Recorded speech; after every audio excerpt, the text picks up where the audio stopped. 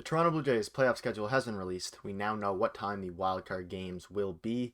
Alek Manoah named Game 1 starter, and he is hyped to do so. And finally, Anthony Bass has some praise for Toronto fans. So without further ado, let's break it all down.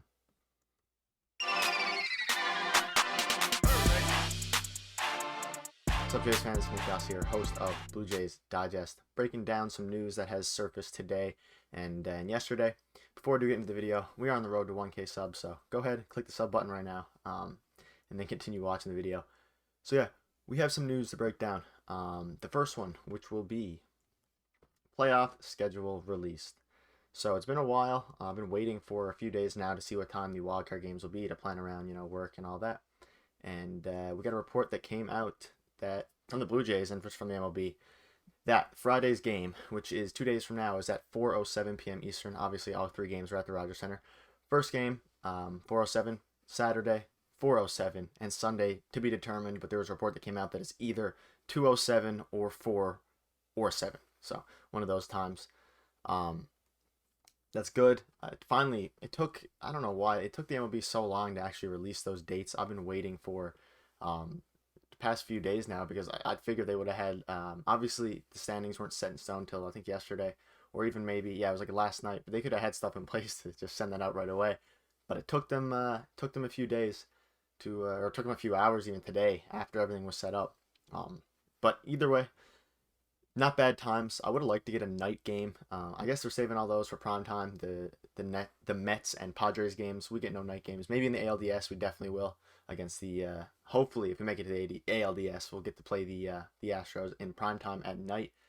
The schedule. We will be having a full preview tomorrow of the series against of course, the Mariners. We have me and Peter will be doing a pitching preview. Everything you can look for. So that'll be tomorrow. This is just a quick news video regarding just a couple news that came out regarding the series with the Orioles. There won't be a breakdown with that, as of course the last 2 out of the 3 games didn't really matter. So it's not the end of the at the end of the world there. As of now, it is 5 o'clock my time. It's around 3 Eastern or so, and the Jays just lost to the Orioles 5-4. Mitch White pitched a majority of the game with some bullpen arms getting some practice, but none of those games really matter. We might touch on it tomorrow, but so that was pretty good news. I'll start up one more time for you guys. Friday, October 7th, Saturday, October 8th, and Sunday, October 9th. Of course, those are the games, and 4 and 4. So not bad times. If you're working till 5, it's a bit rough, but yeah.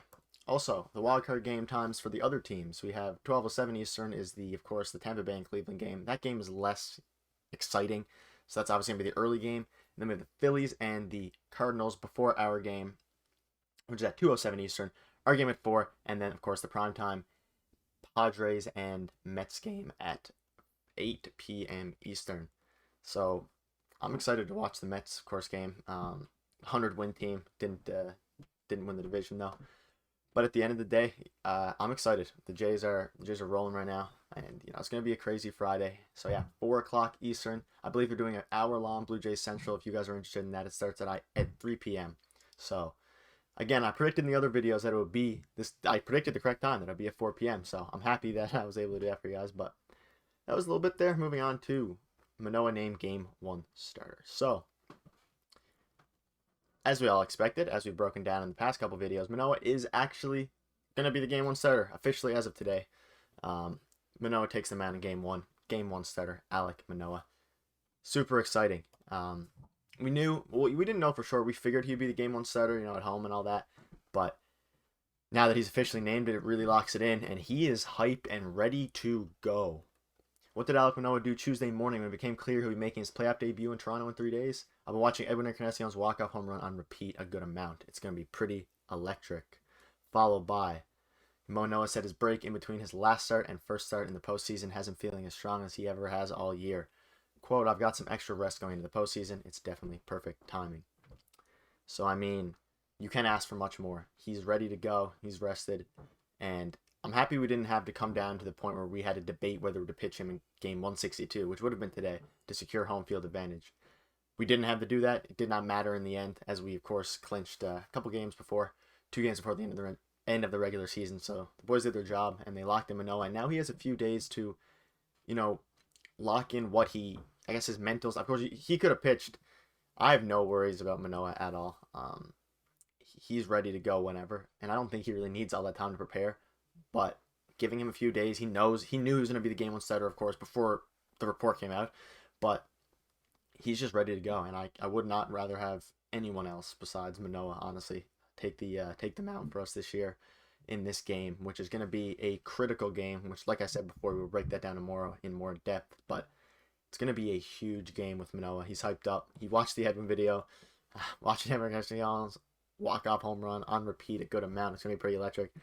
And I'd be lying if I said I haven't watched that on repeat a good amount. That and the 2015 run with Bautista's bat flip. I've been watching all the old playoff, um, all the playoff videos. Because the last time we made the playoffs really was, 2020 we made it. We had the Tampa series, we got swept. And Bo Bichette even went out and said the other day that it didn't really feel like a playoff series there in Toronto. There was no atmosphere. I don't believe there was any fans, maybe limited capacity, but either way it was at the Trop, so basically no fans anyways. I'm sure they might have some for the playoffs. I don't mean to throw shade at the Trop, but I'm not a huge fan of there. I'm happy we don't have to play there this year. That would have given us issues. I have confidence in that.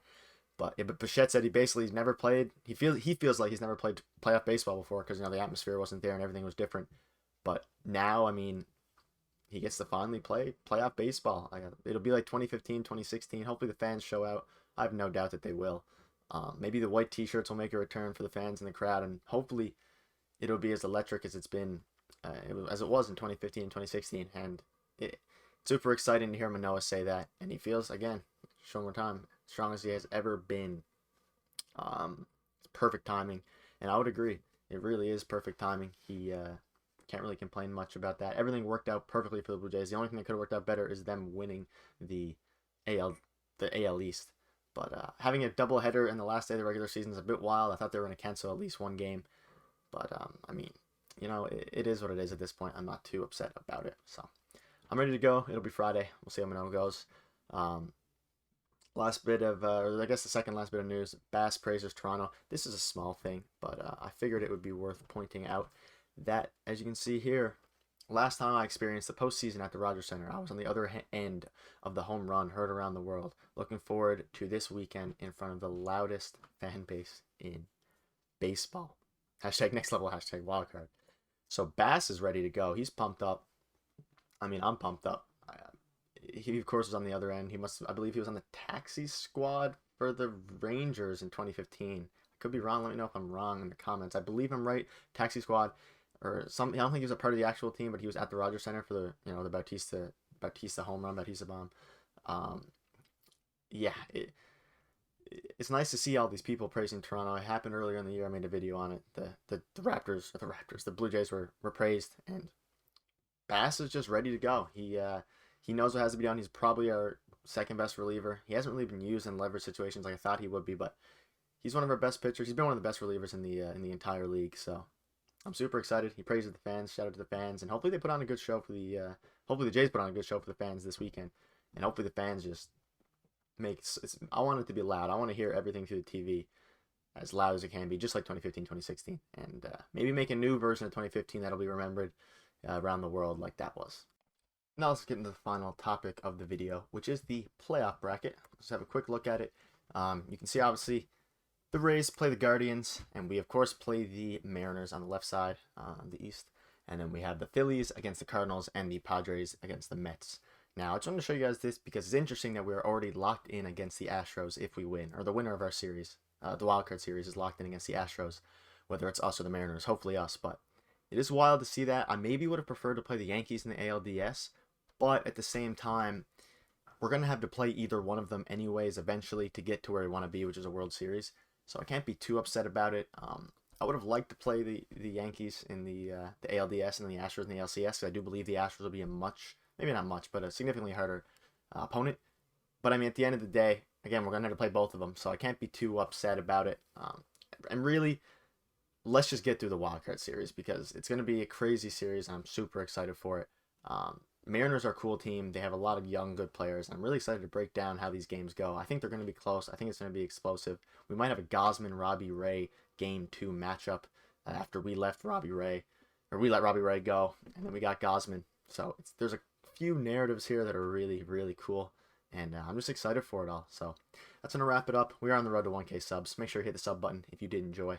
And yeah, let me know what kind of content you want to see. But we're going to have lots coming for you. Lots of previews, lots of other playoff stuff. And hopefully we make it fair. So thank you guys for watching. I'll see you in the next one. Cheers.